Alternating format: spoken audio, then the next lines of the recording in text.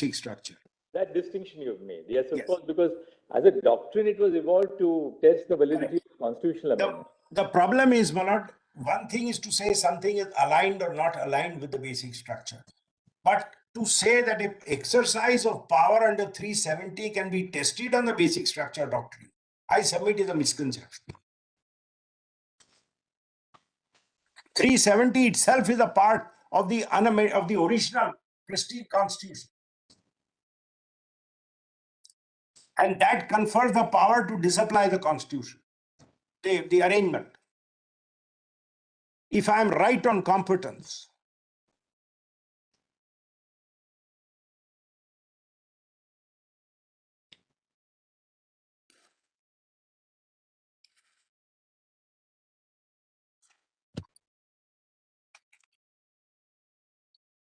Anything else, Mr. Sarve, now? so that is the basic structure point.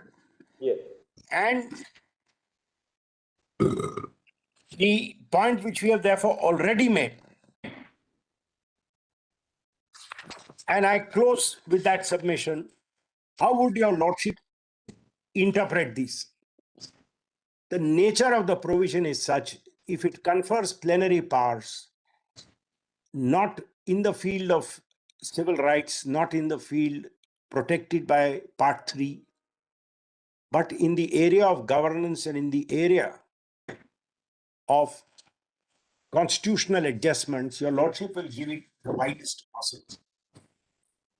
Because the idea is never to hedge in future generations by reading the constitution narrowly. That is a well settled principle.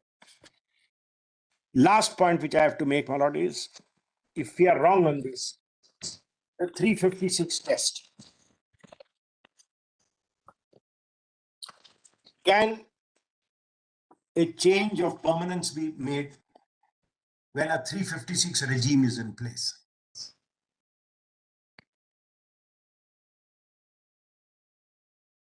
It has two answers. I'll just take 2 minutes on this.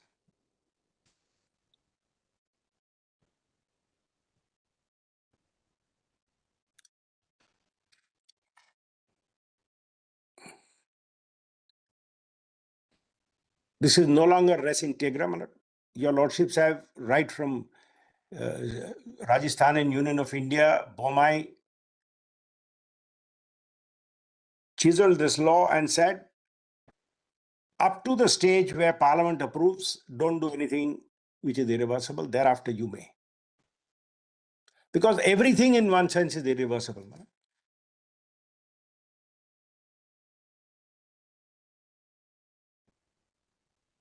What Parliament does is also irreversible. Parliament passes the budget for the states. It takes over the coffers of the state. What money is spent is irreversible. The money is gone. But that's the way it is.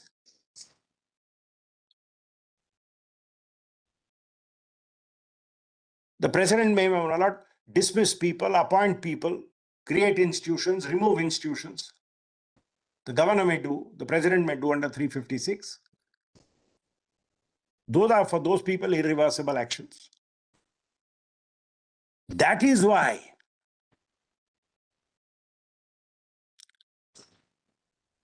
your lordship has said 356 is draconian and should be very sparingly used. If the unfortunate circumstances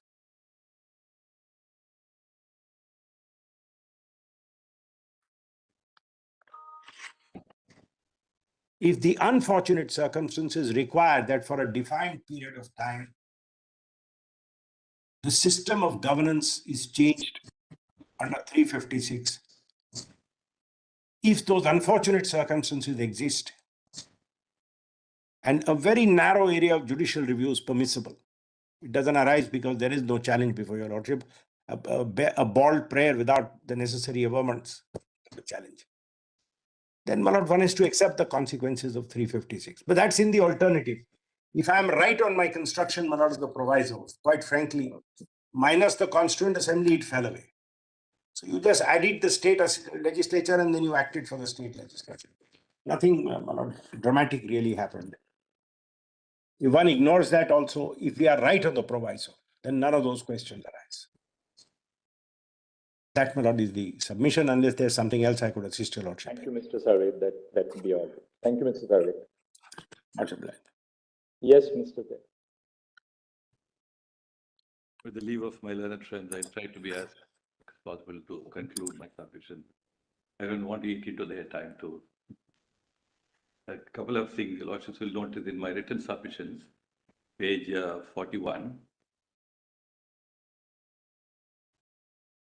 I have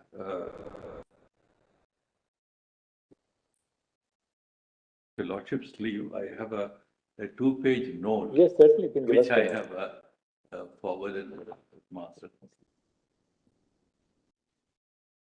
It's like a summary of my submission.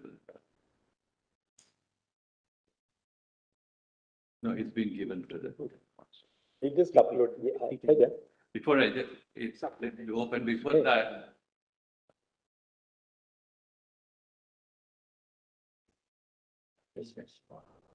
The 3 broad reflections I want to share with the court. It's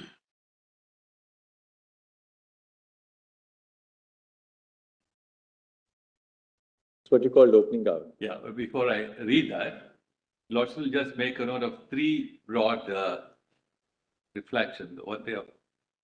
One is the history of president rule in J&K. In that regard, I have my submissions at page 41 of my written submissions. You'll just make a note of that. So 3 broad points I would like to place before your lordships. One is the history, then on the scope of 356, and then sovereignty, and finally on finding upon 370. So on these 3 aspects, I request the Lord just make a note of the relevant pages in my written submission. At page 41,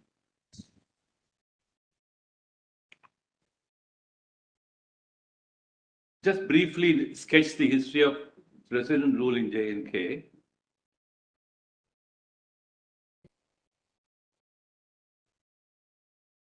Lord will make a quick note of paragraph 2 of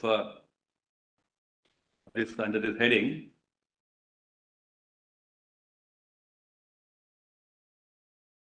So I say there is no constitutional injunction barred that during the imposition of the president rule under Article 356, any measure under Article 370 cannot be undertaken. So I say they can be undertaken.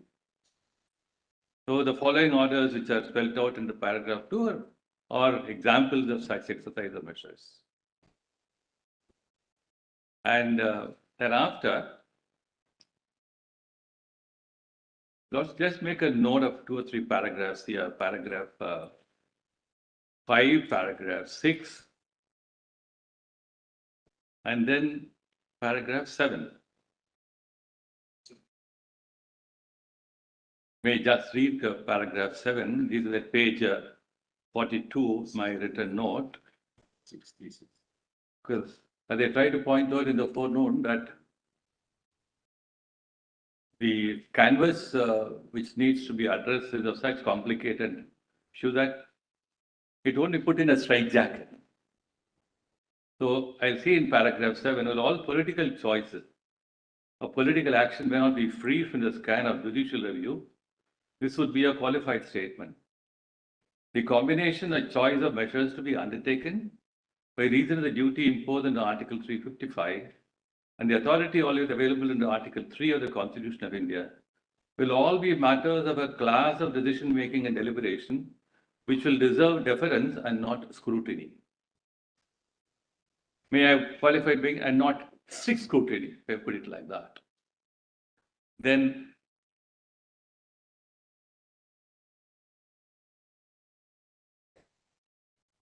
also kindly make a note of paragraphs 9 and 10 in the same sequence.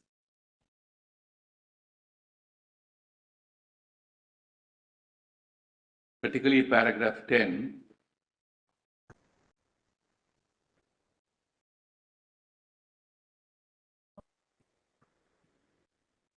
Page 43.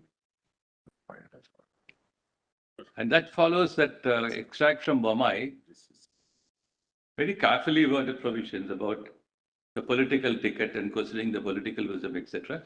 Following that, paragraphs 9 and 10. I just quickly read them. Bommai principles on justiciability of the exercise of power by the President may not be mechanically extended to circumstances of imposition of President's rule in the context of matters such as external aggression and internal disturbance, and more particularly in the context of the dynamics in relation to the border states. In paragraph 10, consequently, CO 272, which can be treated as a product of consolidated stock taking of decades of internal disturbance, and unrest in the state of J&K is a valid exercise of power by the President to achieve a larger constitutional and public interest aim. That's how that aspect ends. Then, on scope of 356, kindly turn over to page 47 of the written note. I'll just quickly take your lordship through a few paragraphs.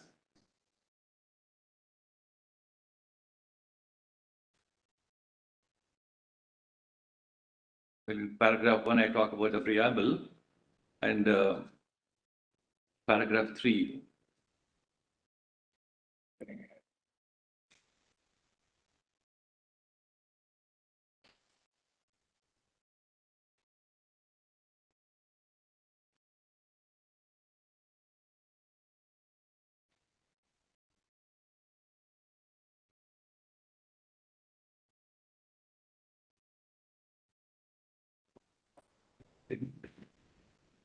Yes.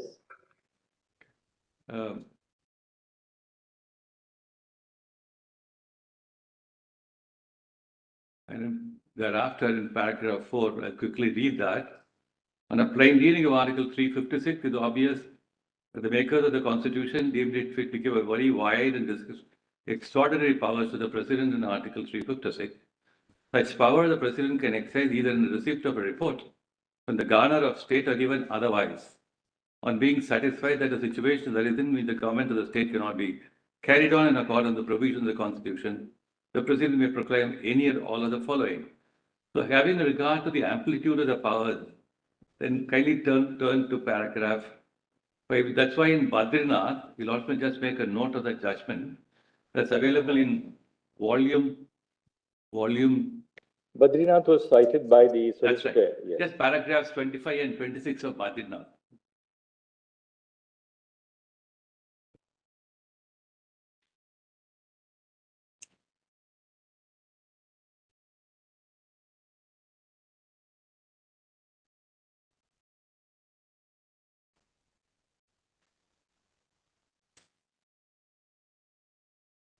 Yes.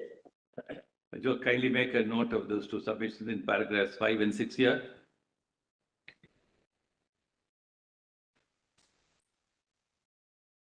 Also, please make a note of paragraph 8, where we have set out how proviso to Article 3 has been suspended during presidential proclamation, Article 356. In the following case, we're given a list of all those cases when, therefore, it is not something a departure here. It's in tune with the constitutional practice.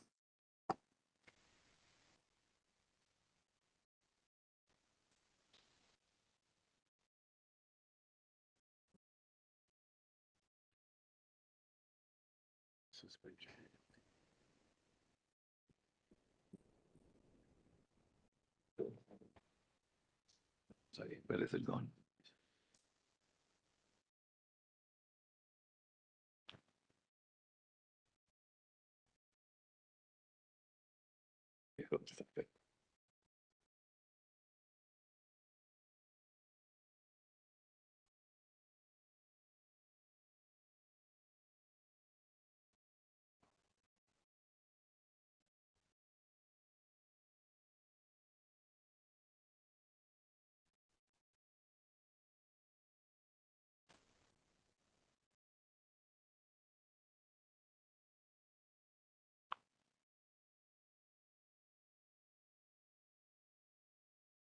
The other things, Yeah. Bommai and Badrinath, we've of course seen the solicitor cited both the Lord, judgments. please. So Just make a note of those paragraphs which is spelled out, paras 10, We've got 13 that, in we'll this read note. that.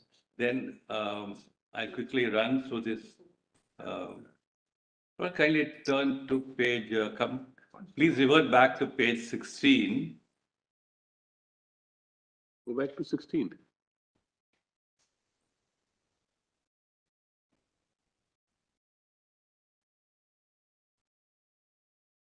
Try to talk something about the sovereignty issue, the division, and then you have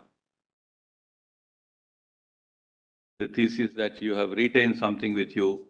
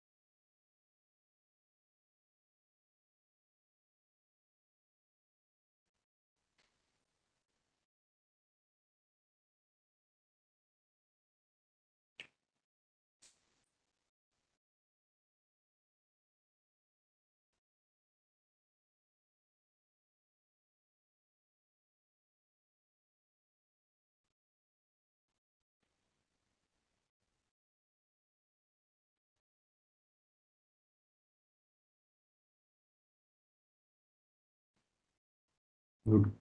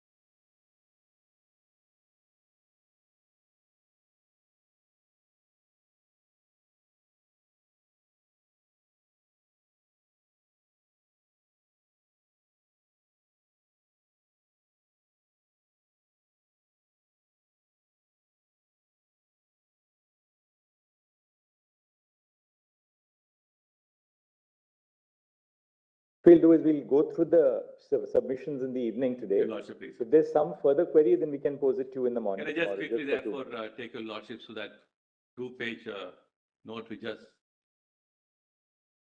then I'll complete.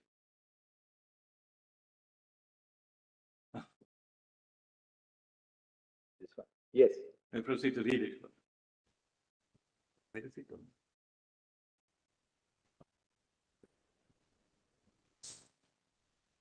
Okay. Where do you put it? This thing. The process of constitutional integration of J&K bears all the resemblance with the process of constitutional integration of various territories of India, namely democratization combined with the merger of small states, formation of union state, the idea of having constituent assemblies for framing constitutions, etc. There was no distinct or special compact between Union of India and J&K as far as the constitutional integration process is concerned.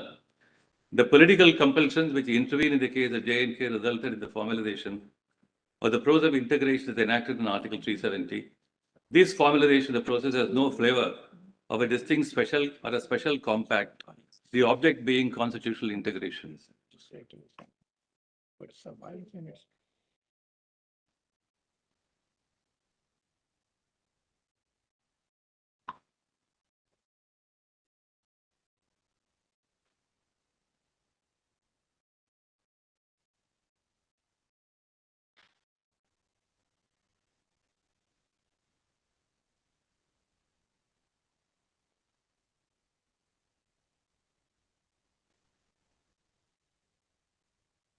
May proceed, Lord. Then 2, various 3 is about Article 370 on behalf of the petitioner, the self-serving propositions away from the text and context of the provision and the intent and content of the provision. The context, namely the deliberations required for the extension and applications of the provisions of the Constitution of India and J&K to J&K in order to suit its needs and requirement and its ultimate constitutional integration is the object of Article 370. This process is expected to be completed in the course of deliberation by the Constituent Assembly. At one level, having regard to all the constitutional orders issued before 1957 and Section 5 of the J&K Constitution, it can be stated the process of integration was complete. At another level, taking stock of the issuance of constitutional orders by the President beyond 1957, the majority of which is in the nature of constitutional updating, it can be stated the updating has been perceived as a continuing link. It is open to the President to take a final stock of the exercise authority under Article 371D and to decide as to whether there is a need of updating exercise at all or the need for any other invocation of Article 371D. This power of the President is not limited or conditioned by any practice in relation to Article 370 in the past. All propositions relating to sovereignty, external or internal, divided or shared, are completely inappropriate in the context of J&K. There is no distinction between constitutional integration and assimilation of J&K and the other parts and territories of India which integrate the Union of India. There is no basis for an artificial line drawn between internal and external sovereignty. All statements about federalism are based on political practice. What matters is the arrangement of powers and authorities in regard to the units of the federal structure. Once the arrangement is drawn on the basis of submergence, if any attribute of sovereignty is only the arrangement to be looked into. There can be no room for any subsisting elements or attributes of sovereignty thereafter. Part 18 of the Constitution of India is a composite scheme calling for its flexible application, having regard to the fundamental mandate of securing the integrity and unity of India. The application of provisions of Part 18 in the case of border states and the appreciation of factors to be reckoned in the regard will not be justiciable. It is open to the President and the Parliament to act both under the scheme of Part 18 and the plenary powers under Article 3, which is not conditioned by the provisions of Article 356. No rights in relation to representative democracy have been taken away. Reorganization of states include temporary or other rearrangement rights to serve the integrity of federalism and the unity and integrity of the country. All rights are available for exercise only if the unity and integrity are intact. The doctrine of necessity is flexible. The long history of internal disturbance, lack of availability of real measures of rights and justice are matters that can be legitimately taken into account for paving the path for due course rearrangements. No person can have a vested right in favor of a perennial state of unrest, and all instruments of law which have not subserved peace and justice have no inherent justice right to exist or continue. However, it is submitted that all measures taken within due process are granted and to be pressed into service to act in exceptional circumstances. That summarizes the submissions, and you'll also I'll give a note onto my written submission to indicate which part probably will come in a certain sequence.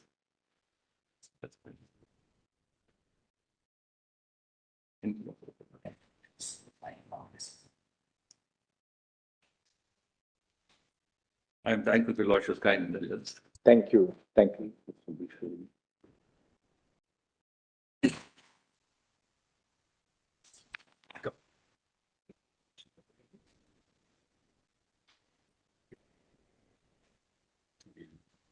So let me begin with a deep breath. 14 days of wait, madam. And with some hiccups. Finally on the pitch.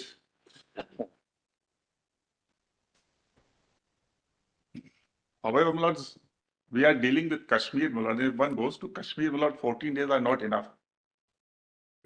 I think this is the first I will vouch for that. And even a month will be, my lord, less. There's so much beautiful scenery and so much beautiful and nice people, my lords. And a nice culture. So what one thing is there, my lord, with this proceeding.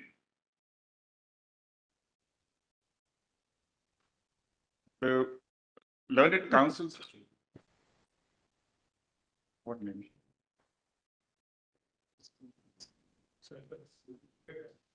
When you play a match on the pitch, then you don't watch the scoreboard. Oh, you forget it. So one thing is clear, my lord, that the learned counsels on my right, my lords, they have very ably, my lord, put forward the case for the rights which the people of Kashmir, or at least some of them, feel vest in them, and the desire to see the continuance of 370. Nobody can say, my lord, that the lawyers who are not from Delhi, they have taken full care, my lord, of the interests of those who believe in the continuance of 370, and even the world who is watching should see, my lord, that the emotions with regard to Kashmir are not only running in the veins of people of Kashmir, but the whole of the people of India. They are concerned with Kashmir. One way or the other, that's a different matter. Which way the judgment goes is another matter. But we are all concerned with Kashmir. That's the stature of Kashmir, not in the hearts of all the people, not 1.40 crores. Lord, the other aside is, Lord, that I was wondering, Lord, taking a cricketing analogy, just a little aside, Lord, that when we walk into the pitch, the opening batsman, Lord, is one finds with the guards and thigh guards and elbow guards and helmets nowadays. But our Lord, opening batsman, Lord, the learned Solicitor General, when he walked up, he did not walk up any pads, etc. Lord. And that reminded us of the period of Sunil Gavaskar. Lord, we never had wear Lord, the head caps and all that. Only the skull cap was there. So he didn't start by saying, Lord, that these constitutional orders carry the presumption of validity, Lords. These are all available, Lords, to the state to stand up and say, which your lordships, of course, keep in mind.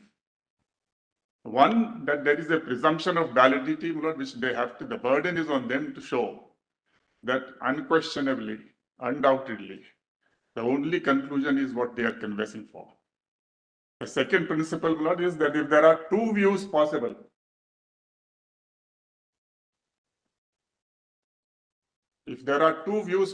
Lords, with regard to 370, so Article 3,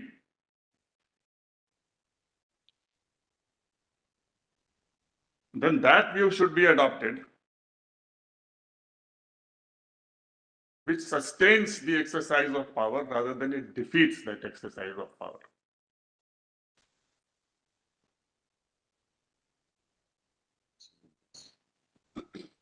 So the burden on them is to show that what they canvass for is the only view possible.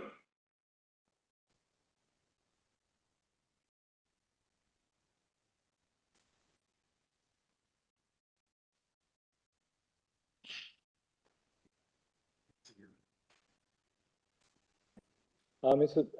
Dwivedi, which IA are you appearing in? I'll be just like. I'm appearing, Lords, in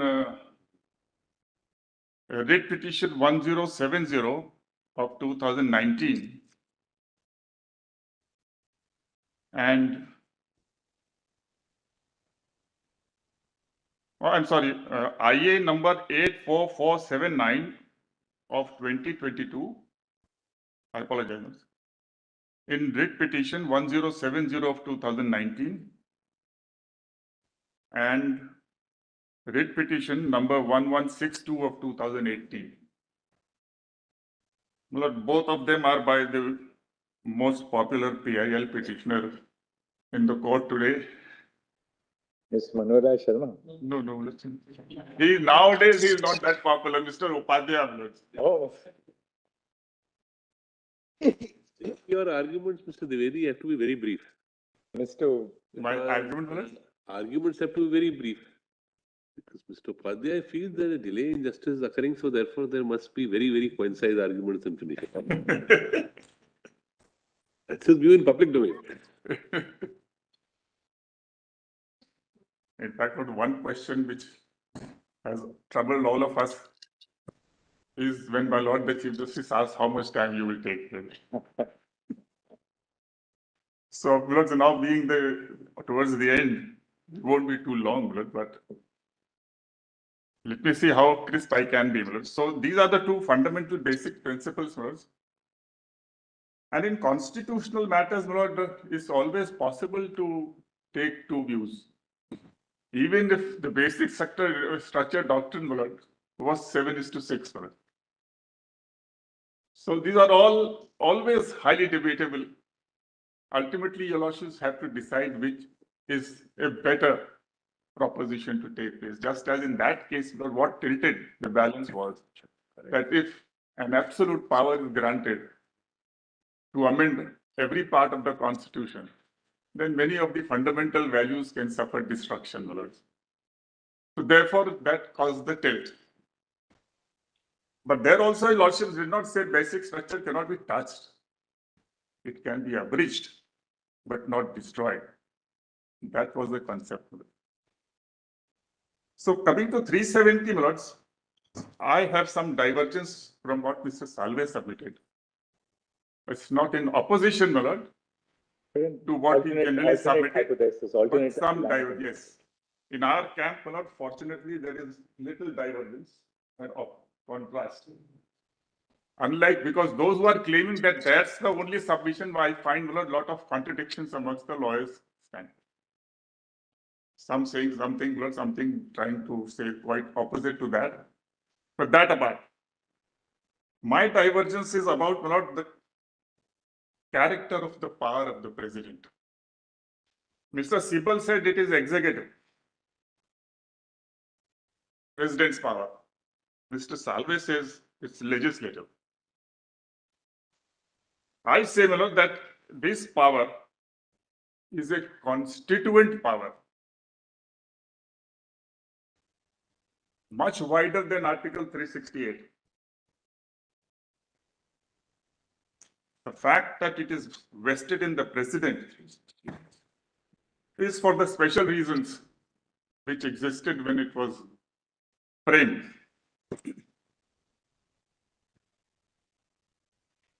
It's a constituent power. A power, because the lordships in the 5 judges' judgment say, Puran Lal Lakhanpal 2 probably, that modify is very wide. Efface. You can say even 136 will not apply.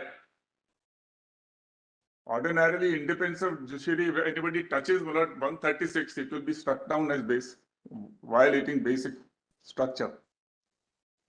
So the power to modify and accept under D is very wide.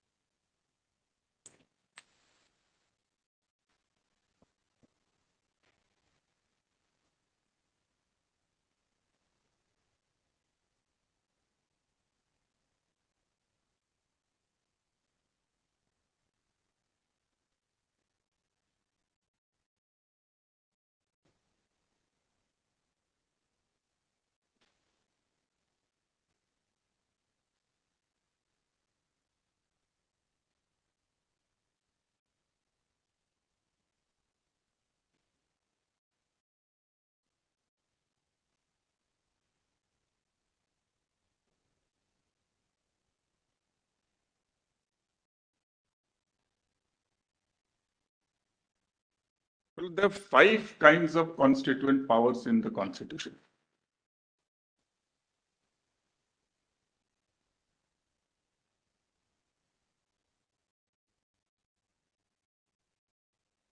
Yes. But the first was the original constituent power in exercise of which the Constitution was framed. The widest term, you could have framed anything you wanted. Whatever kind of federal structure you wanted. The second word is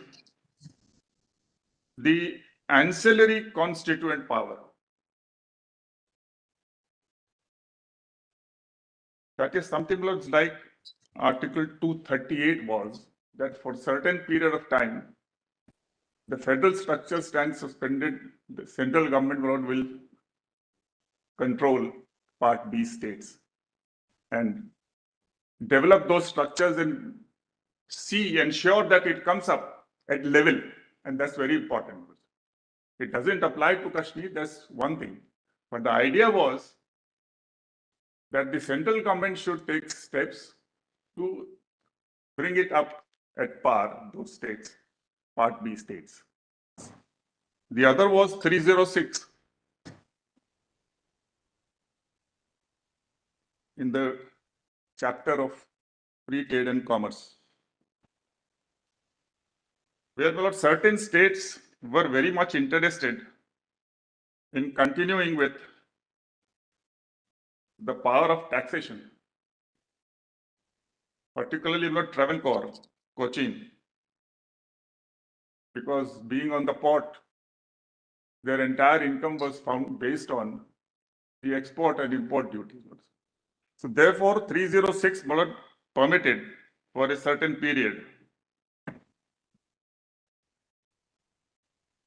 those states to impose, levy and collect tax. The 370 is another power, of that kind.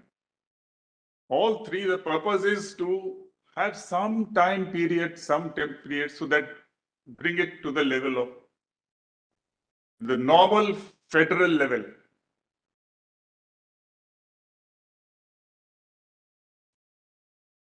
Asymmetry, is completely different concept. Some tribal area may be lagging behind, some state may be lagging behind, some state may have some special features, so you may for some time allow them certain special treatments. All these detailed provisions which are read out to your Lordship, 371 G2, dealing with the Northeast and Andhra Pradesh, Mizoram, etc. They have nothing to do with bringing at par. That is to protect the tribals and so on. But these three articles stand on a different footing, and their objective is to give a certain breather, certain time, so that in due course, of course, the manner of alignments, how it will be brought in are different. So Article 238 was not limited in time, right? No, but ultimately by 56 it was. Right. It was intended to be a permanent feature. That's what I mean to say, Rose. Under the policy documents, which I will read out to your Lordships to the relevant portions only, would show that the idea was because the different Indian states were in a different state of development. Some were so small they could not hardly afford to have a legislature, etc. I know. So state structure could not be supported by them. So like even in Himachal Pradesh, they had to be collected and put in one. So many union of states had to be carved out. Many small states had to be just merged. They could not afford to have a state. And though even those who formed a union, they hardly had a constitution. That it required a time period to build a constitution for the United States. So for various reasons, in various phases, things developed. And so finally, the federal structure which was formed, even at that stage, there were pulls and pressures. So certain compromises struck. And these three articles, therefore, are ancillary constituent power. They are continued. This is very significant with the process. For example, for 370, the process which started with the framing of the constitution, it was understood that this is to last. They don't fix a time period, though they have put it in part 21. No specific time period is put there, but it is expected that in due course, as Nehruji and Gulzari Nanda Ji said in their speeches as prime ministers, that slowly B1, B2 and D will be used, and the alignment process will happen, and slowly a time will come where really nothing remains. Then put them at par and finish it off. This is meant, therefore, to slowly align it, bring it at par, and terminate. So it's that continued process, and that's why it's an ancillary constituent power. The third is, my lord, the amendatory constituent power in 368.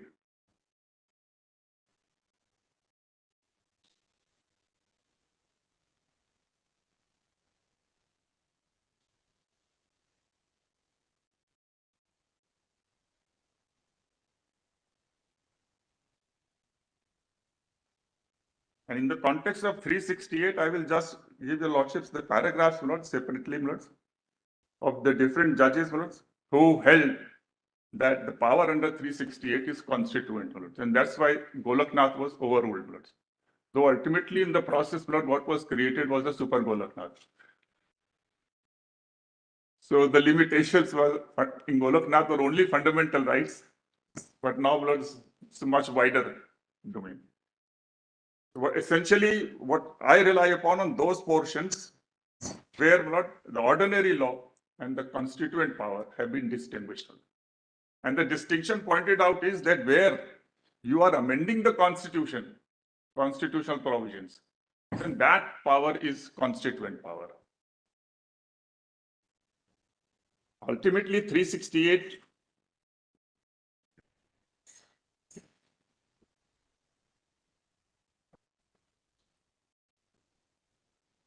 so therefore, and if you compare 368 and 370, located in the Constitution in proximity, the width of amendatory power, at least as the law stands now, basic structure cannot be amended there. But here, so far, nobody has paid any heed to the basic structure. 35A has come in and a whole lot of things. 136 was applied much later. So, Comptroller Auditor General came much later. So, all the basic fundamental features, they were missing. So, it's much wider than the amendatory power. So, it cannot be described as an ordinary executive power of the president, or even a power which is legislative in the nature of an ordinance making power.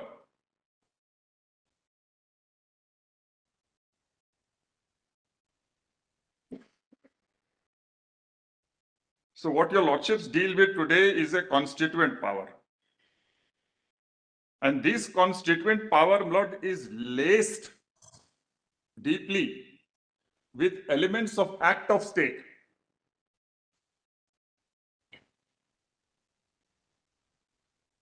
To illustrate, my lord, Article 370, sub-article 3, if the proviso was not there,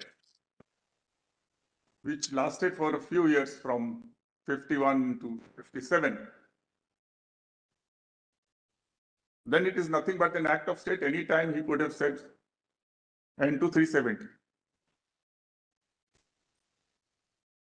So the constitution makers, instead of leaving it for the state to act supra-constitutional to annex the state, they provided a particular procedure to avoid that happening, so that it happens as far as possible, with concurrence, consultation, recommendation, and a period of time lapses when, Lord, it is felt by the people as a whole in the country that the time is right. That's what Iyengar said. When the time is right, Jammu and Kashmir will stand at par. So who decides when the time is right? 373 will not continue because of emotional reasons, sentimental reasons. As my Lord Justice Gawai had said, this case can't be decided on sentiments. Sentiments are on both the sides and of variety of kinds. So those sentiments have to be kept outside the door. It is the president, my lords. And the president means the council of ministers and ministers who are collectively responsible to the parliament.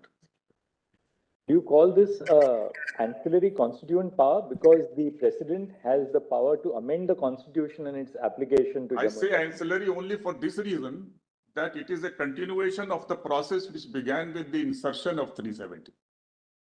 In that sense, I am saying ancillary. Otherwise, But it's constituent according to you because any power by which you can amend the constitution itself. Yes. Because it says that the president can, can determine which provisions of the constitution shall apply with exceptions and modifications. So the president is vested with the authority to apply or refashion the provisions of the constitution in relation to the state of Jammu and Kashmir. yes, sir. Concurrence is a separate issue. That's right. Therefore, it partakes of a constituent power according to you. That's right. So not only what the constitution of India will be in relation to Jammu and Kashmir, because on that depends what the constitutional ambit will be of the JK constitution. As the Lordships had pleased to observe, based on their own constitution of section 5, as this expand, that contracts. So therefore, this power is having a direct impact on the reduction of the scope and ambit, the play field for the JK constitution.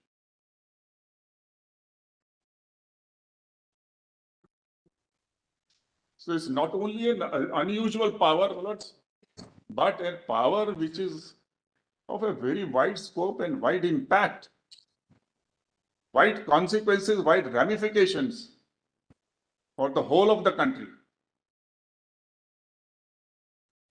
Very significantly, any modification cannot be brought about by the legislature of J&K or under the Jammu and Kashmir constitution. Right. Modification has to be brought about within the rubric of the Indian constitution. Indian constitution.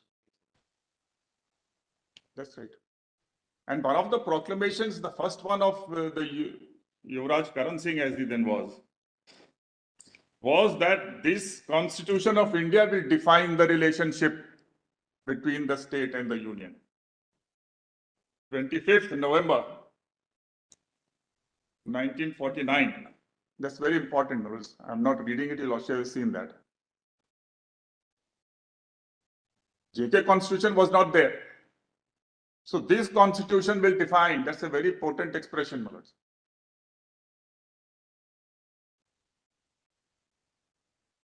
It is.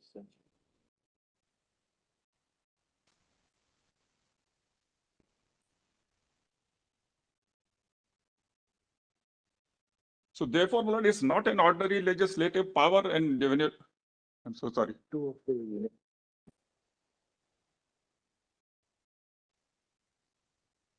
Say if entry 82 of the union list is applied, the J&K, there's no provision in I just took 82 not for any reason. I picked up one entry. Yes. That there is no provision in the J&K constitution by which they can say that, look, we don't want 82 hereafter. Yes, right. Because the application or non-application of provisions of the Indian constitution has to originate within the Indian constitution. They are asking for anything is insufficient, inconclusive, of no avail. Of course, I'm not belittling it, but after all, one state and union relationship is involved. If a state is asking for something, certainly the union should consider and give it a thought and possible accept. But that's a different dialogue. It's not talking and speaking to each other, as Mr. Gopal Subramanian was saying, and lot of talking and speaking and whispering also goes on in political sphere, in every law when it is made. Sometimes they meet outside in the lobbies and sort it out. Sometimes it goes to select committees and so on. So talking and speaking and whispering and all that is neither here nor there. That doesn't result in a compact. If something, two parties go outside and sort it out, and then the bill is passed with some change or without changing.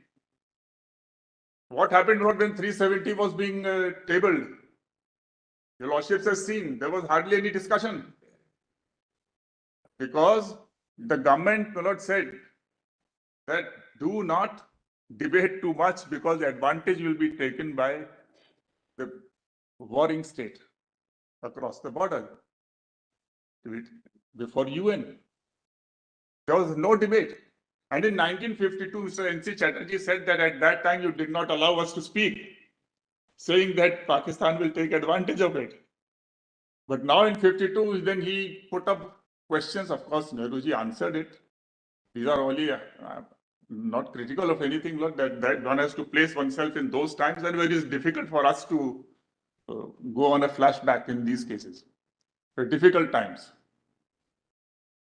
So he answered it then, but those questions were not put.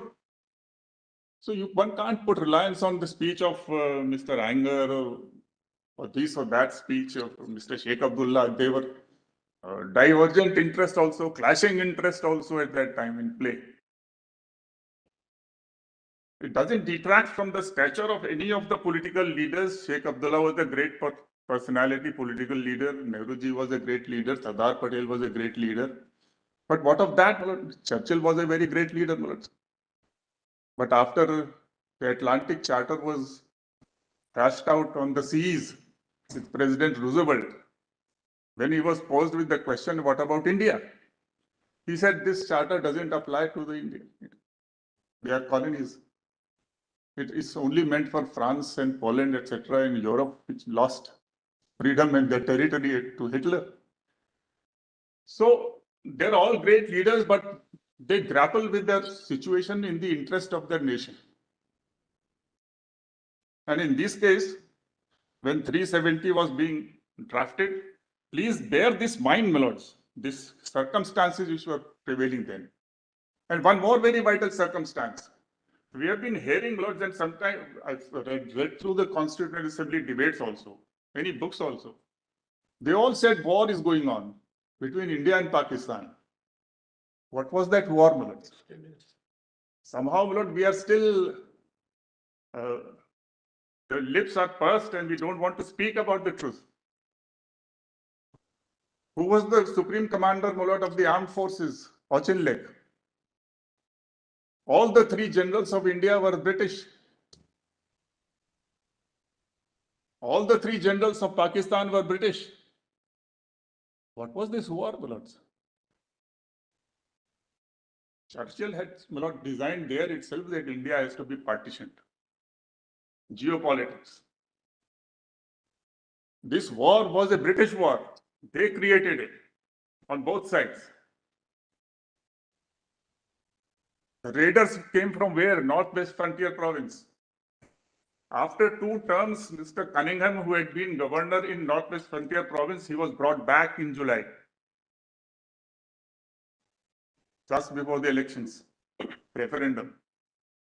The raiders were trained, sent on trucks with weapons of army. Pakistan army had just been split from India.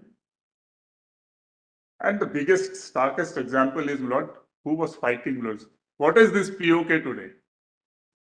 2/3 of POK is Gilgit-Baltistan. And who fought the war there, Lord? Not the raiders. It was Major Brown, who was the regent there. He was posted again in July, just before that, by Cunningham. And this is a book, Lord, Mutiny. He killed all the forces of Maharaja. Ansar Ahmad was posted there, Lord, and he was arrested. And he, in 4 days, Lord, he hung the flag of Pakistan and he had handed over to Cunningham. He sent some Mr. Alam from Pakistan army and he took over Gilgit-Baltistan. Where is the war with Pakistan?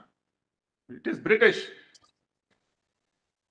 But if we close our eyes to all these, then it is the raiders fighting across floods. Raiders could not by themselves come up to Srinagar. The war had reached almost this Kardu and Kargil and to that closeness to Tibet, Leh. So it was a war of a different kind, but nobody could say it because Mountbatten was there, my lord, as the Governor General. Again, must have the leaders, our leaders must maybe having some reason that even though my lord Jinnah said, I will not accept any British Governor General, but the party said, no, we are ready to accept Governor, you continue with Indian Governor General. So what is this war? Governor General, and not only this, when the war began, my lord, they constituted a defense committee of the cabinet. And Mountbatten was made the chairman of that.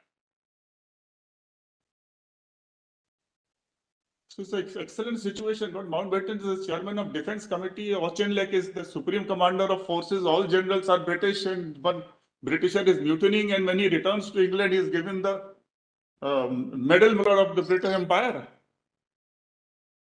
So that's not the position of the war. So when you read the Constitution and 370, please bear in mind these things, in what circumstances our leaders were moving through. And when we were about to push them back, and recover the territory, they deliberately stopped the war at a point of time and got the reference to the United Nations. Because if we had gone up to Mirpur and behind, then that connection would have been off with Gilgit-Baltistan. Now, these are hard facts, nobody can dispute it. It is in these circumstances, my lord, and what was United Nations? The same very power which for geopolitical reasons, the US and UK, which wanted to partition India, they were the arbiters. Fortunately for us, my lord, Pakistan refused to vacate POK.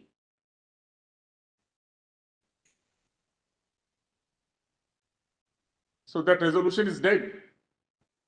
There's no need talking about United Nations, but at that time, look at the enormity of the situation in which 370 has been. We can't interpret it, therefore, my lord, with a tool of interpretative toolbox. Maxwell cannot answer this. Bennion cannot answer this. Grace cannot answer all this. None of the judgments so far which have been delivered in this court are helpful at all, my lord, to reach a conclusion, except Sampath Prakash, my lord, which dealt with to some extent with the situation after the expiry of the dissolution of the Constituent Assembly of Kashmir. That and that alone. The rest are all in different contexts, principles we can help, my lord, take help of. But this situation, if lost sight of, creates problems, my lord, at both ends. You accept their contention, then this becomes permanent. There is a proviso under 368, we can't amend it. Go by the route of 370, and 370 is permanent, and therefore, my lord, we are left at the mercy of the local vested interest,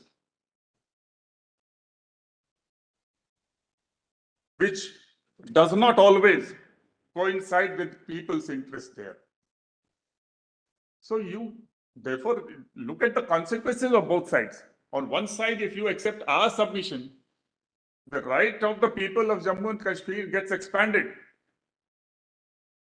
And they don't suffer blood. Right to property is a matter of the rich and the neo-rich blood. The poor people, they're hardly 19(1)(f), they're hardly concerned.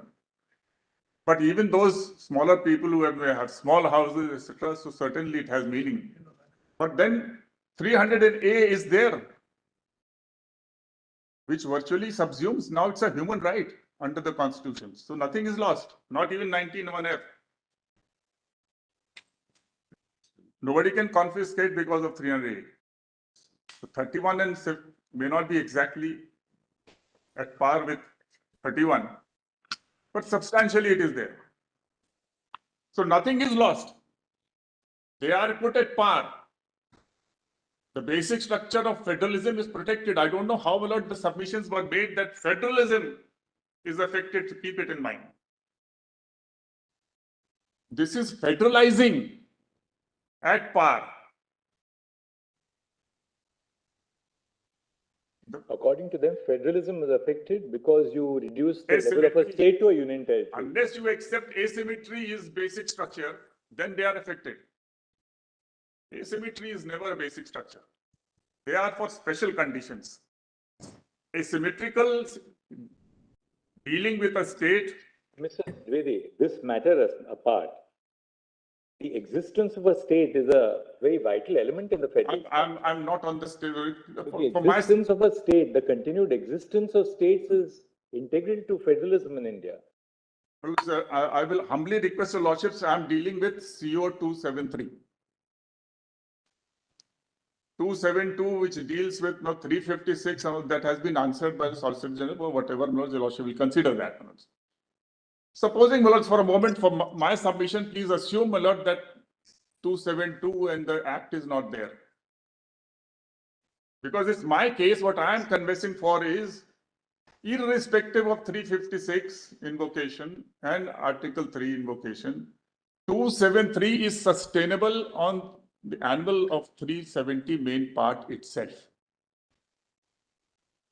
It says that Parliament has recommended and we are passing this.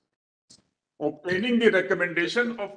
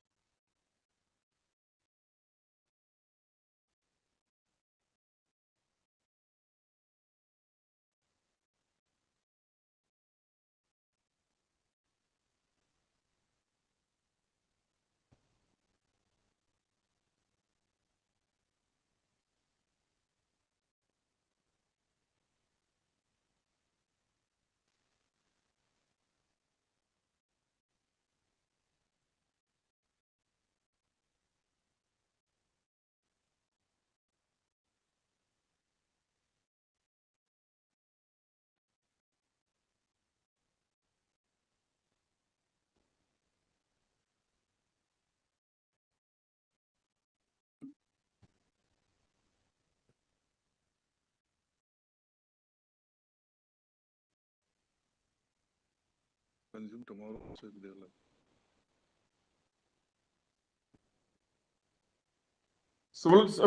so far as involvement of Parliament is concerned, it comes in two ways. One is just to sort of break your leg a bit, you spoke of there were 5 constituent powers. The fifth one I have mentioned. We got third. We have the original constituent power by which the constitution was framed. Second was ancillary constituent power. The third was amendatory constituent power. That's the third. The fourth, my lord, is like the provisions like Article 3 and 4, where amendment of schedules relating to states and their structure, etc., Article 3 and 4, they can be altered. And by a law of Parliament, and it is provided that they are not to be treated as amendment under Article 368.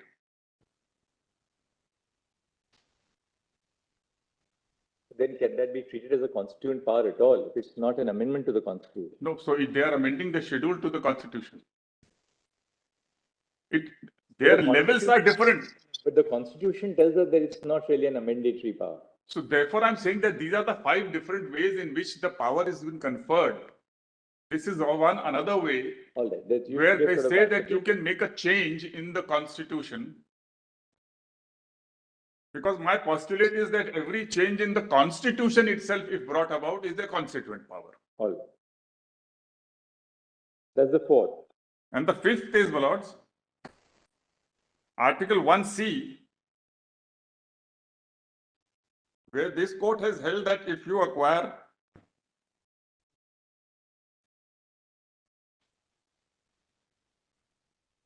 some other territory, then it says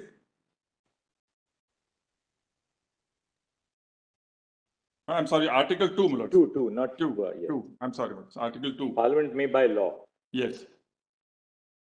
Admit new states on such terms and conditions that things fit. Again, my lord. Very wide. So while admitting, my lord, A, B or C country,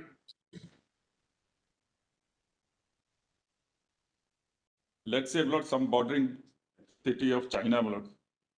They are very interested in naming our cities, my lord. If that is admitted, just aside, my lord, polite way. So if it is admitted, my lord, then the terms and conditions can be fixed. Therefore, your argument is that the exercise of the power under Article 370(3) is a constituent power exercised by the So President. your lordship's judicial review has to be on that basis. And it's when your lordships expound 370, it has to be with that in mind, my lord.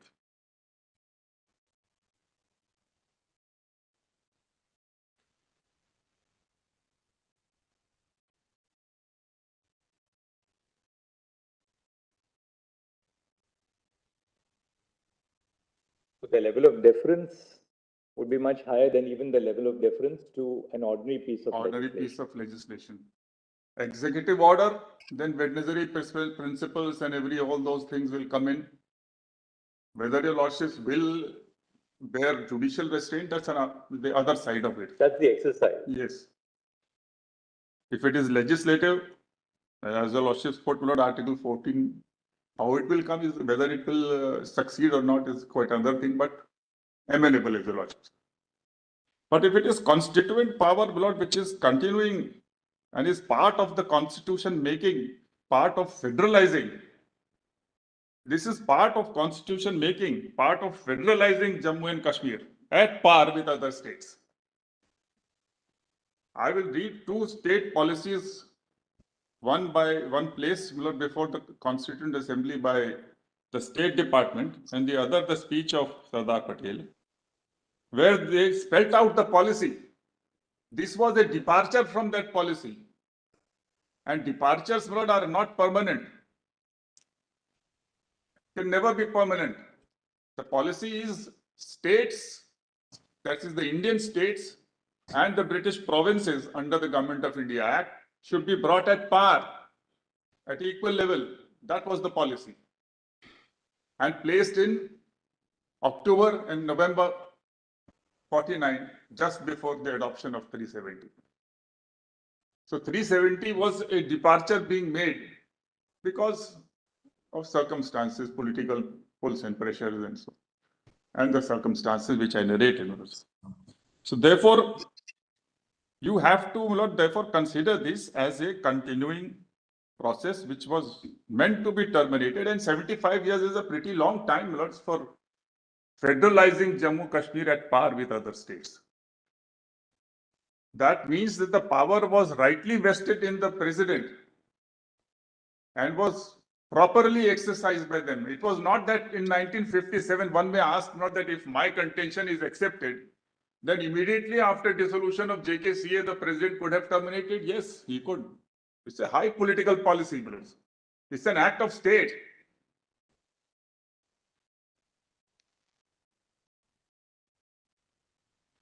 There were some states where forces were sent. That can't be questioned, that how Hyderabad was brought, how Junagadh was brought in, how a referendum was done. All those things are in the past and they were act of state.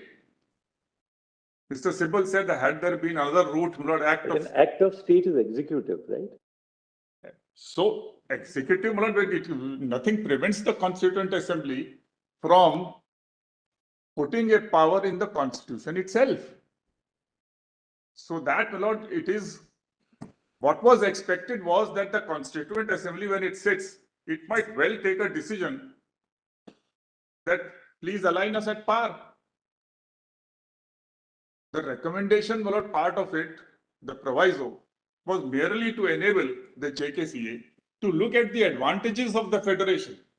Trivedi, what was pointed out by the other side was Yes. when you frame the constitution, when you enact the constitution, then you're probably exercising constitutional power. What happens thereafter will be either in the realm of legislative power or the executive power. If we go by this.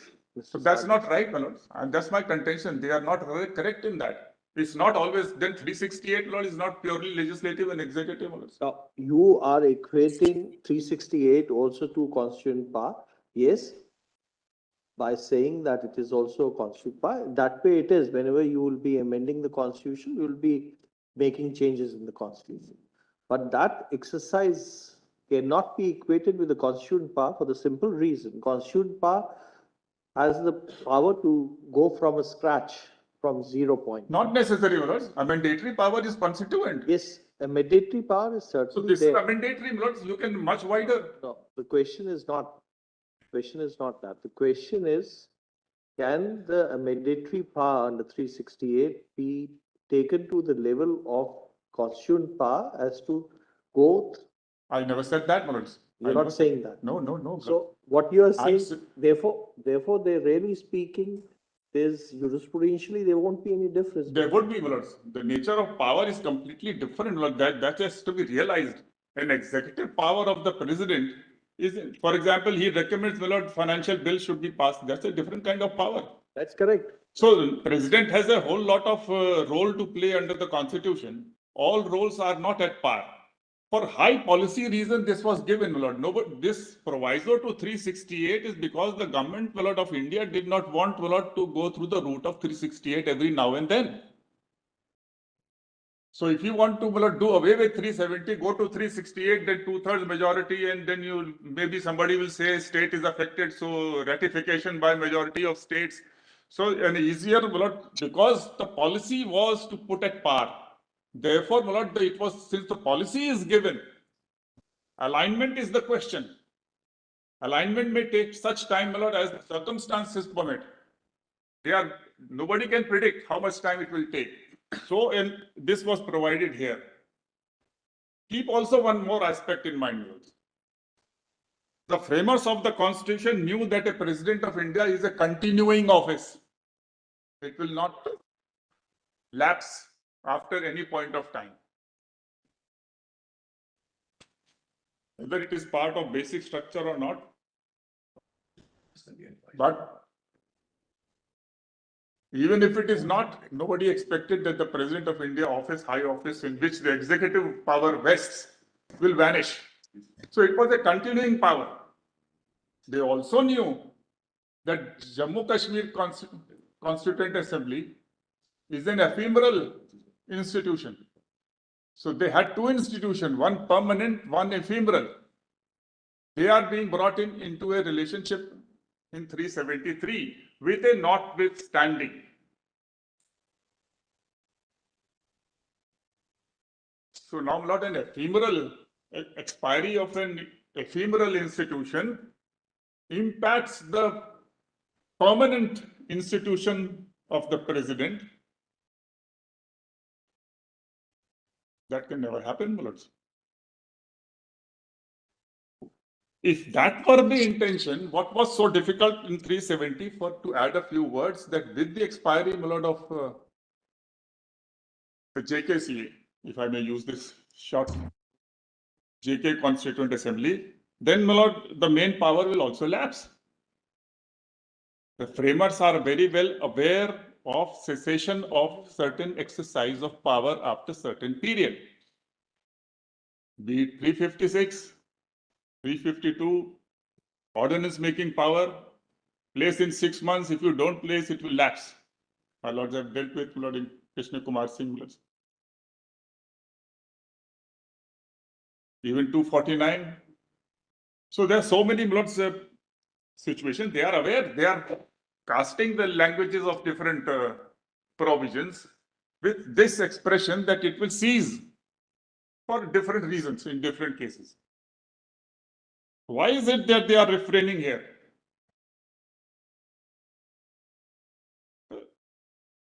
certainly, my lords, it could not have been in their mind, my lord, that this will remain for all times to come, my lord, till eternity, my lord. The relationship of Jammu and Kashmir, my lord, state as a federal unit with India will remain different for no reason whatsoever. And as my lords had put a query to them, if I may just adopt that. Supposing, my lords, through the route of with concurrence and consultation, well, everything has been adopted. Why do we want to keep this relic? For sentiments, my lords. So it has to go someday, my lord, somewhere. And what is it that remains today, my lord? It may not be a shell, but close to a shell. And my learned friend Zafar Shah said, my lord, we have sentiments. Yes, we understand that. If I live for too long, my lord, with a particular provision, well, there will be sentiments, my lord. No difficulty, my lord. We appreciate that, we honor that, we respect that sentiment. But equally, just a human life, my lord, the time comes when you have to bury it. We have emotions, we have sentiments, but we have to bury, my lord. We have to cremate. So that's what, my lord, is in mind, my lord. That please, therefore, my lord, your lordships are acting as a part of a constitution making process. This adjudication is not apart from, my lord, completely disjointed and disregarding that process. Most of other things your lordships have already noted, my lord, this temporary here, temporary that. Right?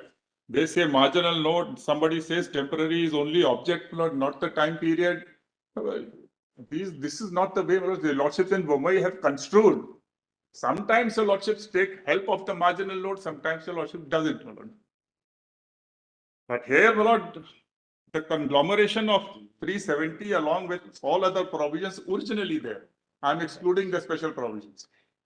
All the provisions were temporary. Somewhere, my lord, time period was fixed, somewhere time is not fixed. But all intended to lapse. There are temporary provisions elsewhere also, like 306. So they are meant to go. Don't hang on it. Nobody hangs on a body which is just a shell. It causes only those some. I can understand people with good intention. They respect that emotion. There will be a host of other people, who will take advantage of that. And in Kashmir, they have taken it. There have been time and time again calls for plebiscites, independence. In fact, in 1964, just before his death, the Prime Minister Nehru, he had sent Sheikh Abdullah, brought him back as Chief Minister, sent him to Pakistan with a message that you be a bridge between India and Pakistan. And he was going to POK when Nehruji died. Unfortunately, he expired. So I had to return from here. But I mean, that emotion which is created at that time in 52, 53, why will a person be kept in a jail for 18 years long? He suffered, yes. He contributed to India, but he stood also with his own emotions. We all respect all those emotions. Nobody condemns any emotion in human life, in a nation's life, in a state's life. These emotions arise and die. So, for emotional reason, 370, I think it's time to bury, and that's what was intended when the framers brought in 370, and that's how it is. 373, therefore, CO has to be upheld. Now look at it once more. We are like 7 men and the blind men and the elephant. So we are all putting our perspectives before our lordships, and lordships will kindly receive that and find out what is the whole, integrated whole.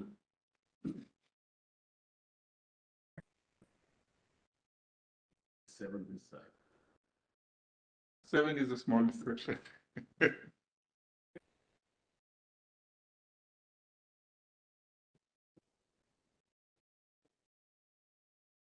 lordships have been putting a question, so far as JK Constituent Assembly is concerned, there are only 2 provisions. 372 and 373 proviso. In one, JKCA doesn't come. As my Lord Justice Khanna had pointed out, it is between executive and executive. the president and the government of state.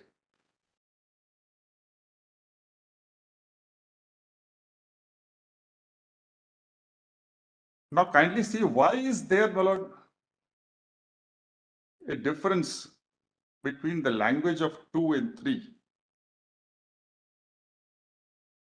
The first point is, my lord, that the proviso refers, when it refers to Constituent Assembly, my lords, of the state, it refers to clause 2. Recommendation of the Constituent Assembly of the state referred to in clause 2 shall be necessary. Now, Sampath Prakash has very positively held, my lord, that that is dissolved, matter ends, power continues. Now, it is the same Constituent Assembly which is contemplated in the proviso, not different.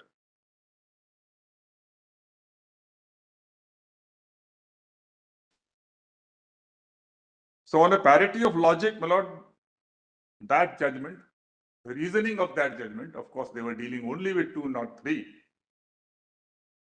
So, in that sense, it is different. But the logic on parity of law is available. And therefore, I submit, my lord, that that concludes the matter virtually.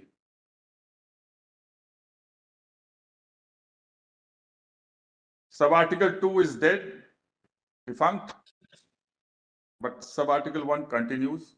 That is Sampath Prakash. Likewise, proviso is defunct. The main part continues. And my Lord Justice Call has, my Lord, in that Shah Faisal case, applied stare decisis. The doctrine of stare decisis, of course, is not an absolute principle.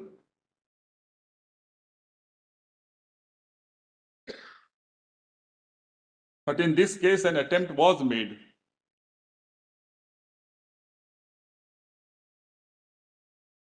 Without success. Now that apart, not kindly see why 2 says for the if the concurrence of the government of the state referred to in 1B2 or second proviso be given before the Constituent Assembly for the purpose of framing the Constitution of India is convened, it shall be placed for such decision. The word is decision here. That's right. Why it is decision there and recommendation here? Perhaps not. There is one reason which I wish to place, and if it commends to your lordship. It is decision here because, my lord, what is being considered by the assembly is the concurrence given by the government of state. Concurrence, if your lordship comes back, my lord, to the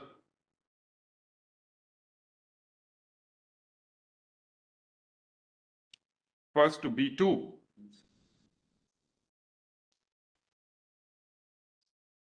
Such other matters in lists with the concurrence of the government of the state. The concurrence is of the government of the state. And the decision is to be given with regard to the concurrence. No decision is to be given with regard to the order passed by the president.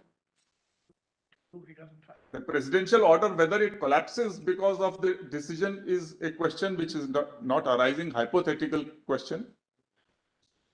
But the decision is JKCA is a superior body to the government of the state. Therefore, the word decision has been used.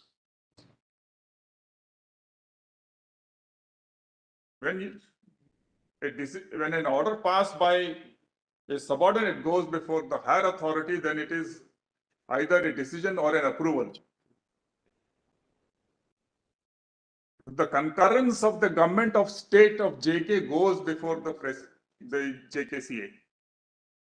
Therefore, the expression used is decision. But when it comes to the proviso to 3, the president is not subordinate to the JKCA. He exercises the sovereign democratic power of the Republic of India,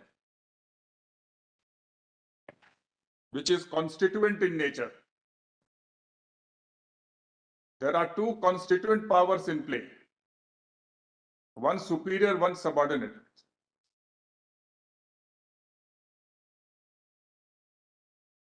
Therefore, the expression is used as a recommendation.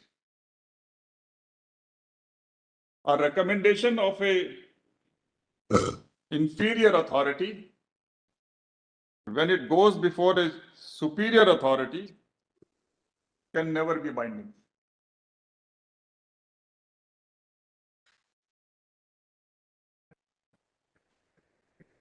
That also if the body is a temporary body.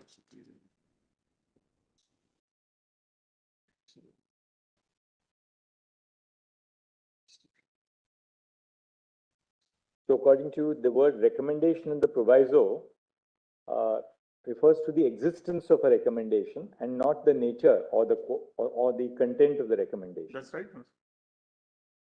Because I'm putting a question to myself, not supposing the JKCA had recommended a particular provision or particular structure for the executive or for the legislature of the state.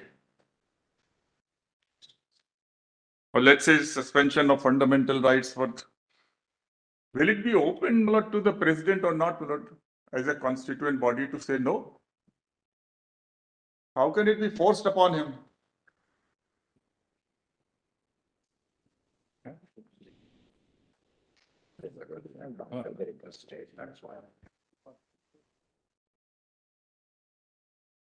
And he said you will suspend, delete part 3 for Kashmir.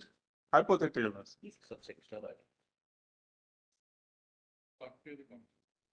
Part 3.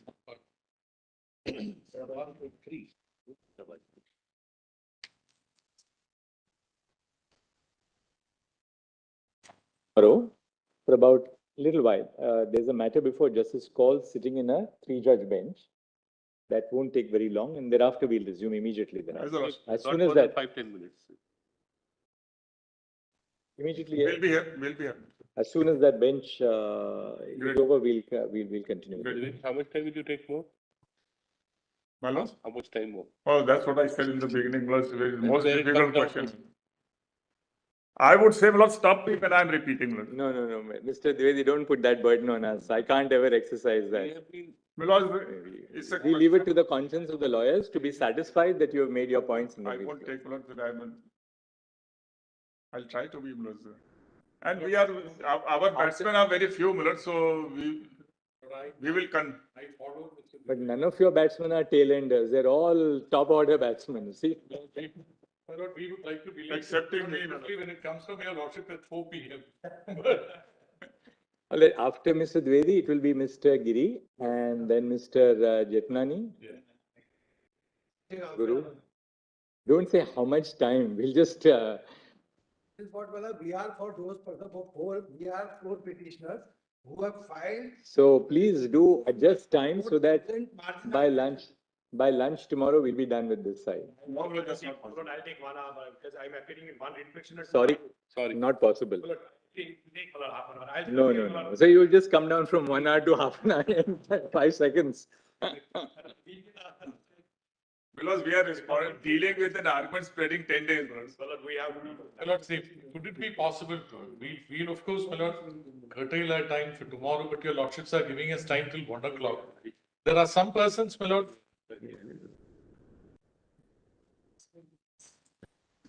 We have taken only 4 days, bro. I thought he said he's going to get them till Friday. The learned attorney general says doctrine of proportionality should be applied. It took 9 days. No, more than that. It took 9 days. 10 days, right? 10 days. Sorry. He probably has to go off somewhere. Today we are on the 12th day. The petitioners are given complete time for rejoining the lordships. They already. In the first round. So what we can do is that Mr. Dwivedi, we'll give you half an hour tomorrow. Then Mr. Giri, Mr. Jetmalani and Mr. Guru Krishna Kumar, 20 minutes each. So 1 hour between the 3 of you. Half an hour for Mr. Dwivedi. Lord, give us at least half an hour. And we want to stick to the timeline. It is not as if your lordships gives us a time frame and then we keep exceeding. We will not be repetitive. Go into a stream. Okay, we'll see. No, please don't curtail us now, because if your lordships feel that we are repeating anything, But we are never doubting your ability to make points for even a couple of hours thereafter. We're not saying that, but we now have to bring it down to a close now. Between 30 to 45 minutes, definitely not beyond that. And this, my lord, systematically over the last 1 week, we have been pruning our submission so that it stays within the time frame. Let me continue tomorrow. 30 minutes extending to 45 minutes is a real question. No, Lord, maybe 20 minutes. Lord, I personally, I won't exceed 30 minutes. When you start with the assumption of 20, you Milord, possibly go on to their 25. calendar took 2 hours, Milord. I will subsidize their excess time. That's fine. That much we give later. My lord, could your lordships kindly give us half day on Monday? We'll And then, see. my lord, your lordships may hand over the bench in 2. We'll see. All set. We'll see. Be great.